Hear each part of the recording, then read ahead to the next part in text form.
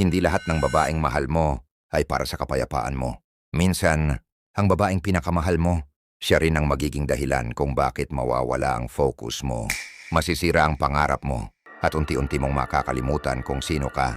Sabi nga ni Friedrich Nietzsche, kapag matagal kang tumitingin sa kailaliman, tumitingin din ito pabalik sa'yo. At sa mundo ng relasyon, kapag mali ang taong pinapasok mo sa buhay mo, hindi lang puso mo ang mawawala, pati pagkatao mo. Sa video na ito, pag-uusapan natin ang uri ng babaeng kayang sirain ang buhay ng isang lalaki ayon sa dark psychology, human behavior, at mga mapapait na katotohanang matagal nang isinulat ng mga dakilang pilosopo. At kung lalaki ka, maaring isa sa mga ito ang nasa tabi mo ngayon, at kapag nakilala mo siya, maaring huli na. Bago tayo magsimula, kung hindi ka nakasubscribe sa channel na ito, malamang hindi na tayo muling magkikita. Pero kung subscriber na kita, congratulations. Araw-araw kang natututo ng tunay na psychology. Una, ang babaeng ginagamit ang emosyon bilang sandata. May mga laban na hindi mo makikita. Walang sigawan, walang suntukan, walang malinaw na away. Pero sa dulo, ikaw ang ubos. Ikaw ang litong-lito. Ikaw ang humihingi ng tawad. Kahit hindi mo alam kung ano ba talaga ang kasalanan mo. Ito ang pinakamapanganib na klase ng babae. Hindi dahil malakas siya, kundi dahil alam niyang gamitin ang pinakamahina mong bahagi, ang emosyon mo. Sa mundo ng dark psychology, ito ang tinatawag na emotional manipulation. Isang tahimik na paraan ng pagkontrol, kung saan hindi ka nila inuutosan, hindi ka nila pinipilit, hindi ka nila tinatakot, pero sa hindi mo namamalayan. Hawak na nila bawat desisyon mo. At ang mas masakit, madalas, akala mo pagmamahal yon. Sa simula, napaka-sweet niya. Napaka-understanding. Pakiramdam mo, sa wakas, may taong tunay na nakakaintindi sa'yo. Nakikinig siya sa mga insecurities mo, sa mga trauma mo, sa mga takot mo, sa mga pangarap mo. At dahil pakiramdam mo, ligtas ka, ibinibigay mo lahat. Mga sikreto, mga kahinaan, mga sugat na matagal mong itinago. At diyan nagsisimula ang laro. Dahil kapag alam na ng maling tao, ang mga bagay na nagpapahina sa'yo.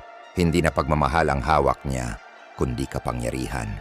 Sabi ni Robert Greene, ang taong nakakaalam ng emosyon mo ay may kakayahang kontrolin ang kilos mo.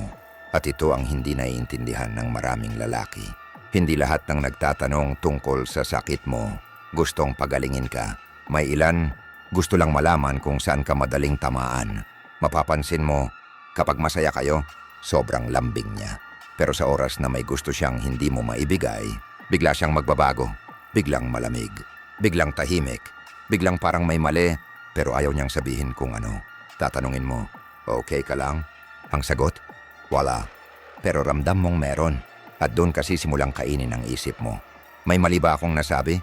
May nagawa ba ako? May kulang ba sa akin? At habang paulit-ulit mong iniisip iyon, unti-unti kang nawawala ng kapayapaan. Ito ang tinatawag na silent punishment. Hindi kanya inaaway. Pinaparusahan kanya gamit ang katahimikan. Dahil alam niyang bilang lalaki, gusto mong ayusin ang problema at gagawin mo ang lahat.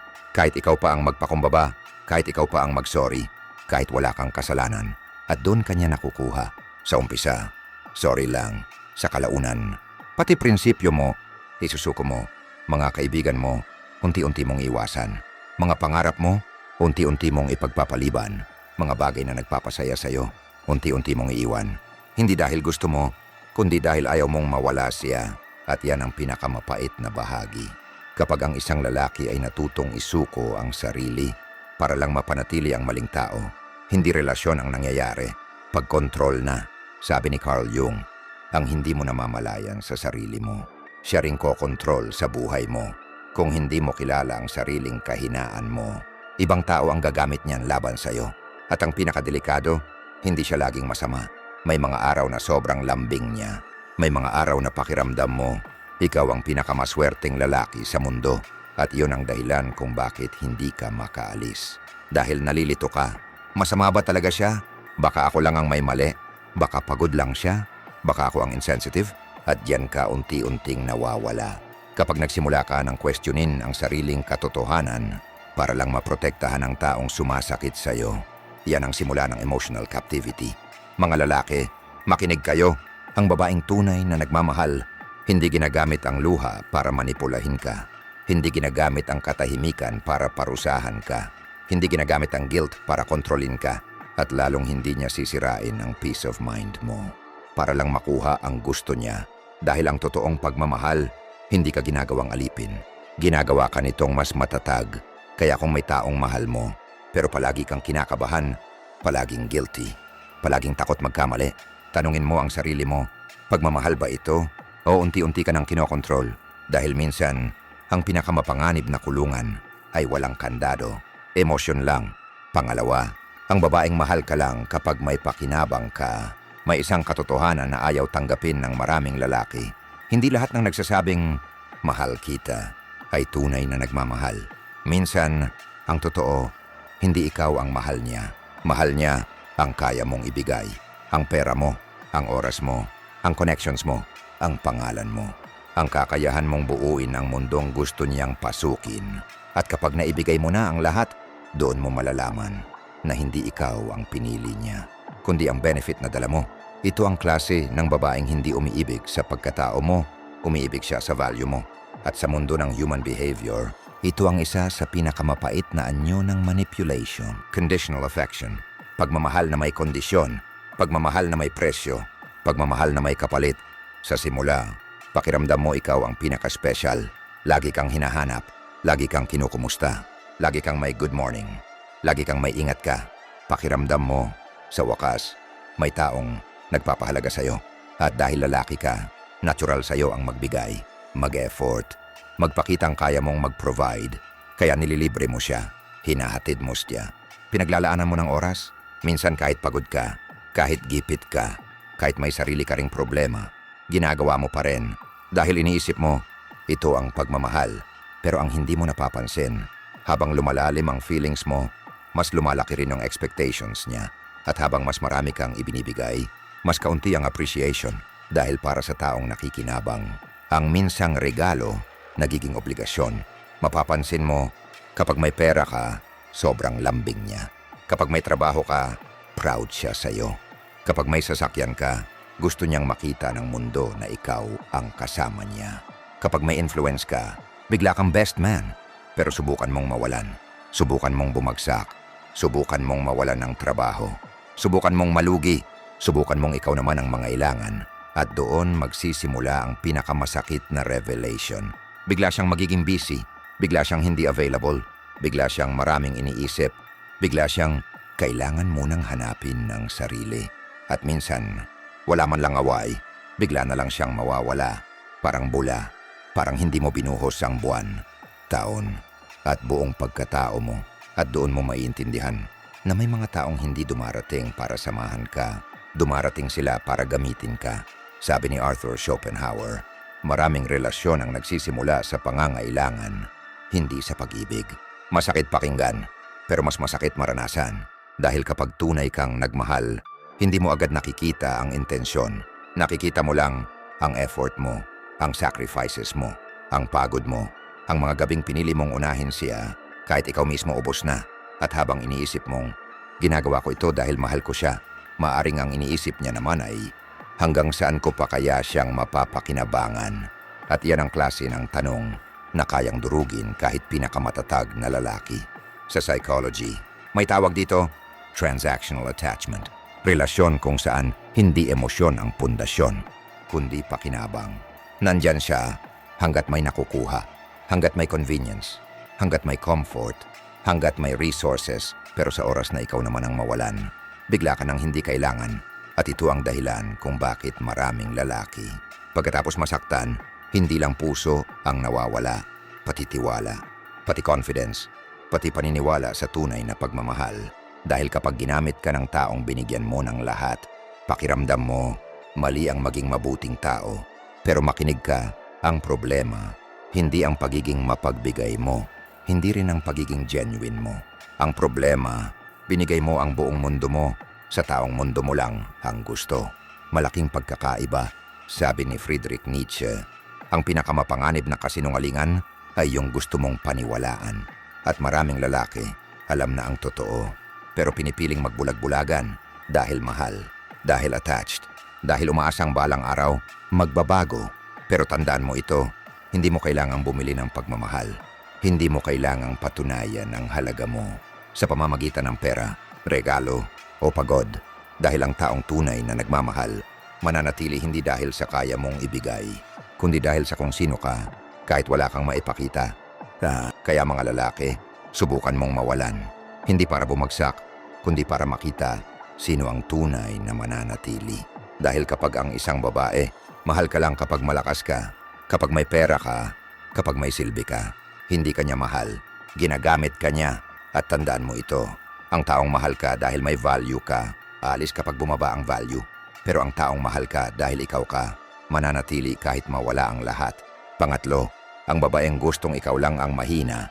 May mga babaeng hindi ka iiwan, hindi ka lolokohin, hindi ka sisigawan, at hindi ka sasaktan sa paraang madaling makita.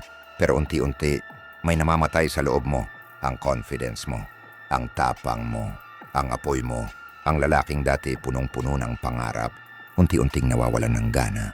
Ang lalaking dating gutom sa tagumpay, biglang natututong makontento sa maliit. At ang pinakamasakit, hindi mo agad mapapansin dahil ang taong sumisira sa'yo, siya rin ang taong yumayakap sa'yo. Ito ang klase ng babaeng ayaw kang mawala, pero ayaw ka ring lumakas. Ayaw kang iwan, pero ayaw ka ring umangat. Ayaw kang mawala sa kanya, kaya sisiguraduhin niyang hindi ka magiging masyadong malakas para piliing umalis. At dito nagsisimula ang isa sa pinakamapanganib na anyo ng emotional control, suppressed growth. Pagkontrol, hindi sa pamamagitan ng sakit, kundi sa pamamagitan ng pagpatay sa potensyal mo. Sa simula, hindi mo ito mapapansin dahil parang concern lang, parang pagmamalasakit, parang simpleng pag-aalala. Kapag sinabi mong, magtatayo ako ng negosyo, ngingiti siya, pero sasabihin, sigurado ka, baka malugi ka lang. Kapag sinabi mong, gusto kong mag-gym, gusto kong ayusin sarili ko, sasabihin niya, hindi ka naman ganyan dati. Bakit parang nagbabago ka? Kapag sinabi mong, gusto kong mag-focus sa career, sasabihin niya, parang hindi mo na ako priority.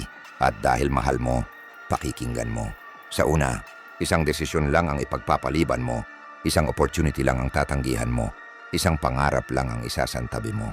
Hanggang sa hindi mo namamalayan, ang dating ikaw, unti-unti nang nawawala. Sabi ni Carl Jung, ang insecurity na hindi kinakaharap, madalas nagiging kontrol sa ibang tao.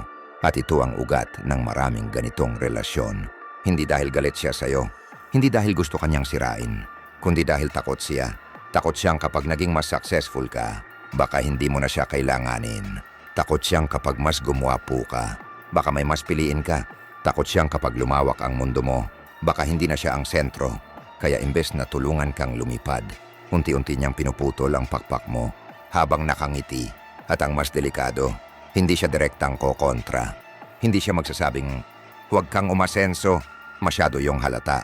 Ang gagawin niya, gagamitin niya ang guilt, ang pinakamabisang sandata sa taong may puso. Kapag busy ka, magtatampo. Kapag may goals ka, magdaramdam. Kapag may focus ka, magpaparamdam na parang pinapabayaan mo siya. At dahil lalaki ka, at natural sa iyo ang mag-protect, uunahin mo ang emosyon niya.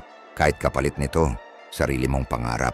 Ito ang tinatawag sa psychology na emotional dependency control. Kapag ang isang tao, ginagamit ang attachment mo para pigilan ang growth mo, mapapansin mo habang tumatagal, mas kaunti na ang risks na tinatake mo, mas kaunti na ang ideas na sinasabi mo, mas kaunti na ang goals na pinaplano mo. Dahil bawat pangarap, may kasunod na pagdududa, bawat excitement, may kasunod na guilt, bawat pagangat, may kasunod na drama. Hanggang sa dumating ang araw na hindi na siya kailangang pigilan ka. Ikaw na mismo ang pipigil sa sarili mo. At iyan ang totoong pagkatalo. Kapag ang dating apoy, ikaw na mismo ang nagpatay. Sabi ni Friedrich Nietzsche, ang pinakamapanganib na kulungan ay yung unti-unti mong tinatanggap. At maraming lalaki nasa ganitong relasyon pero hindi nila alam dahil hindi sila sinasaktan, hindi sila niloloko, hindi sila iniiwan. Pero araw-araw, lumiliit sila. Araw-araw, nawawala ang tapang. Araw-araw, namamatay ang bersyon ng sarili nilang ipinanganak para manalo. Makinig ka, lalaki. Ang babaeng tunay na nagmamahal, hindi natatakot sa paglaki mo. Hindi siya na-insecure sa success mo. Hindi siya natatakot kapag gumagaling ka. Sa totoo lang, siya pa ang unang magtutulak sa'yo. Siya ang magsasabing, kaya mo yan. Subukan mo. Lumaban ka. Hindi ako hadlang sa pangarap mo. Dahil ang totoong pagmamahal, hindi ka pinapaliit para manatili. Pinapalakas ka. Kahit ibig sabihin, hindi ka na niya kayang kontrolin. Kaya tanungin mo ang sarili mo, simula noong pumasok siya sa buhay mo, mas naging matapang ka ba o mas naging takot? Mas lumawak ba ang mundo mo o mas lumiit? Mas lumakas ka ba o mas madalas mo nang questionin ang sarili mo? Dahil minsan, ang taong pinakamalapit sa'yo, hindi ka tinutulak pababa, mas delikats. Pinapaniwala ka lang niya na hanggang diyan ka lang. At tandaan mo ito, ang taong tunay na mahal ka, tutulungan kang maging mas mabigat. Ang taong gustong kontrolin ka, sisiguraduhing mananatili kang mahina. Pang-apat, ang babaeng adik sa atensyon. Sa panahon ngayon, hindi na lahat ng pagtataksil nagsisimula sa paghawak ng ibang kamay. Minsan, nagsisimula ito sa isang notification, sa isang like, sa isang heart react, sa isang ang ganda mo, sa isang miss na kita. At bago mo pa mapansin, ang relasyon mo, hindi na kayo dalawa, kasama na ang buong mundo. Ito ang klase ng babaeng hindi nabubuhay sa pagmamahal. Nabubuhay siya sa atensyon. Hindi siya humihinga sa katahimikan. Humihinga siya sa validation, sa papuri, sa paghanga, sa paghabol, sa pakiramdam na may mga taong gustong makuha siya. At dito nagiging mapanganib. Dahil ang babaeng gutom sa pagmamahal, maari pang mapuno. Pero ang babaeng gutom sa validation, kahit gaano karami ang ibigay mo, hinding-hindi magiging sapat. Sa simula, wala kang mapapansin. Masayahin lang siya, friendly, palangiti, madaling kausap, maraming kaibigan, maraming followers, maraming nagko-comment, at bilang lalaking nagmamahal, ipagmamalaki mo pa, iisipin mo, ang swerte ko. Maraming may gusto sa kanya pero ako ang pinili. Pero habang tumatagal, may mga bagay kang sisimulang mapansin. Bakit kailangan niyang mag-post? Tuwing may away kayo, bakit kailangan niyang mag-upload? Kapag alam niyang maraming tumitingin, bakit kailangan niyang sagutin? Kahit ang mensaheng alam niyang may motibo, bakit tila mas mahalaga ang opinyon ng ibang tao kaysa sa peace ng relasyon ninyo? At doon mo unti-unting maiintindihan na hindi ikaw ang sentro ng mundo niya. Audience ka lang, sabi ni Carl Jung. Ang taong hindi kayang punuin ang sarili, hahanap ng pagpuno sa mata ng iba. At ito ang totoo. Maraming taong mukhang confident, pero sa loob, takot na takot maging ordinaryo. Takot mawala ng attention. Takot mawala ng relevance. Takot mawala ng taong humahanga. Kaya kahit committed, kahit may partner, kahit may taong tunay na nagmamahal, patuloy pa rin silang naghahanap ng dagdag na validation. Hindi dahil kulang ka, kundi dahil may kulang sa loob nila na hindi kayang punuin ng kahit sino. Mapapansin mo, kapag magkasama kayo, mas madalas pa siyang tumingin sa screen kaysa sa mata mo. Kapag may date kayo, mas importante ang picture kaysa sa moment. Kapag may regalo ka, mas excited pa siyang i-post kaysa yakapin ka. Kapag may problema kayo, imbes na kausapin ka, magpaparamdam siya sa iba, magpo-post ng cryptic message, magsishare ng malulungkot na quotes, magpapakita ng I'm okay, habang alam mong hindi.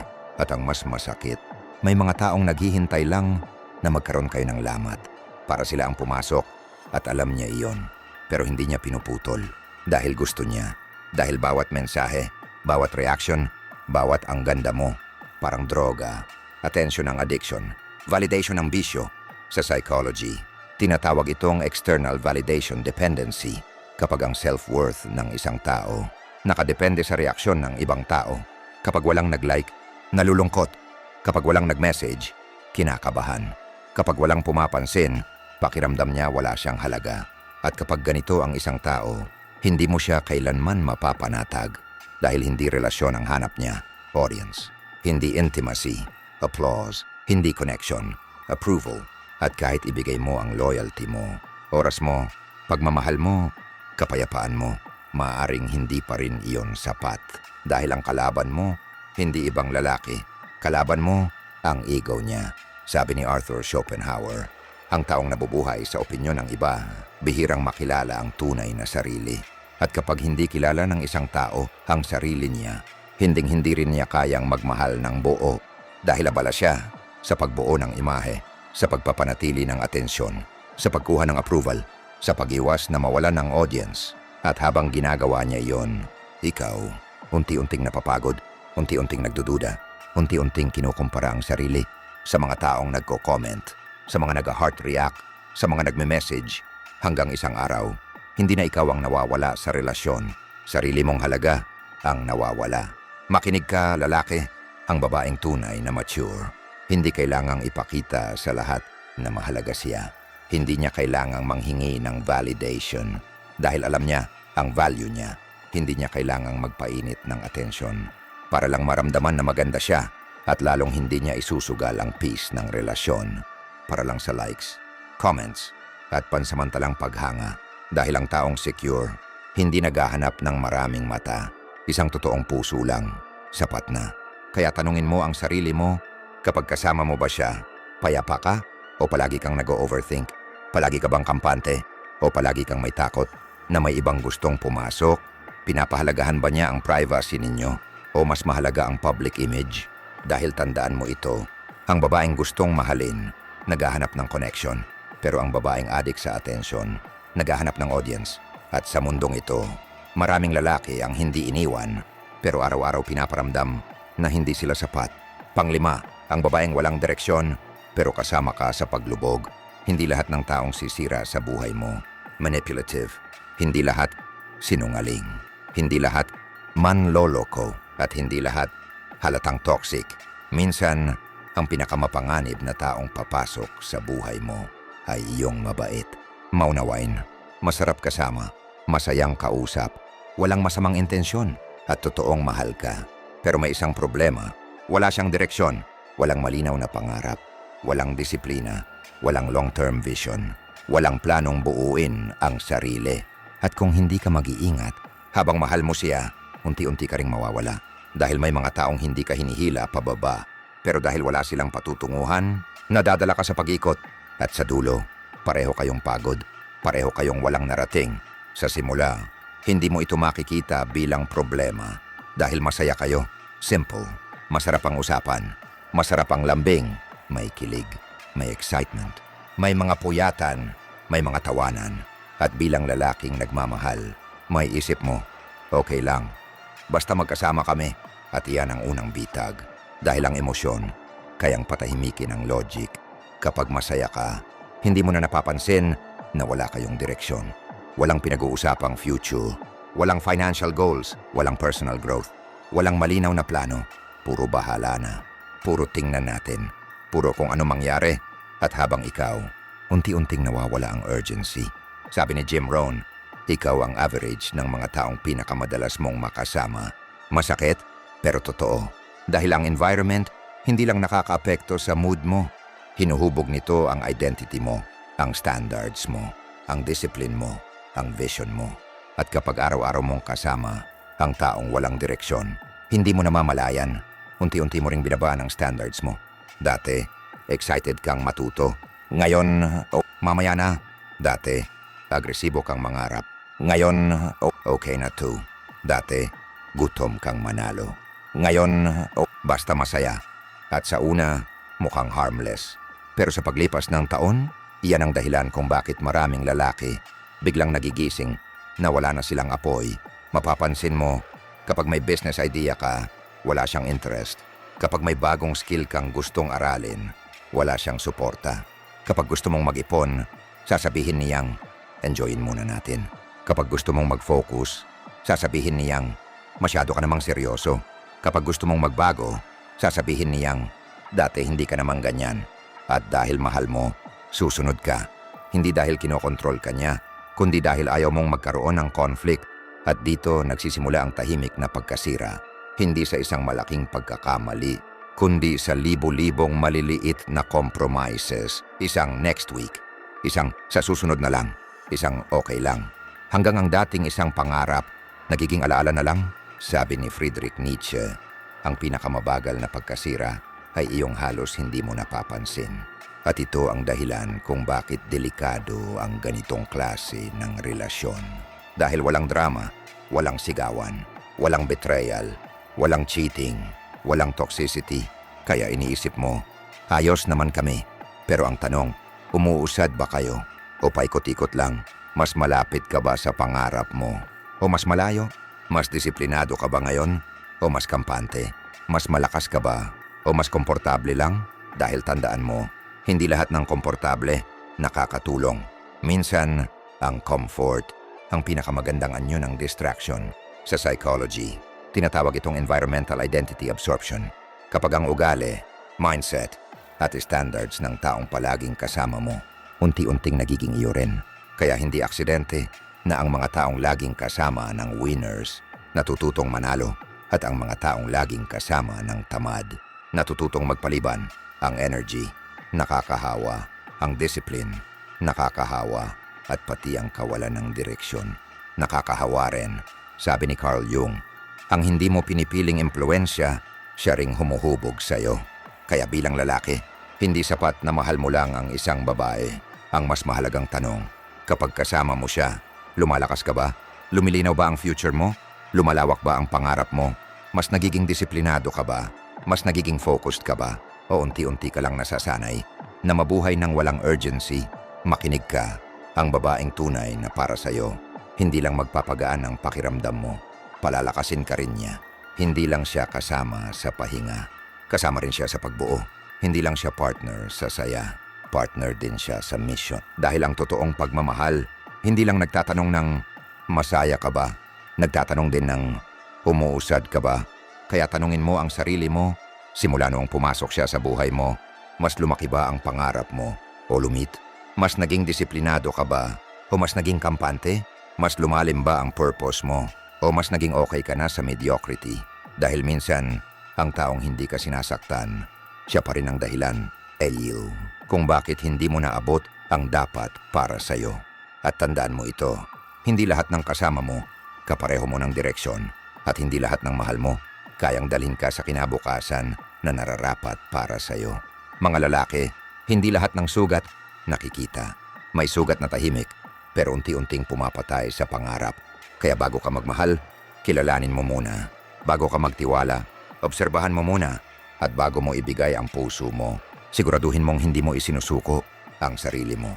Dahil sa mundong ito, ang pinakamahalagang relasyon ay hindi sa iba, kundi sa lalaking nakikita mo sa salamin. Kung may natutunan ka sa video na ito, i-comment mo. Hindi na ako magpapabulag at huwag kalimutang mag-subscribe.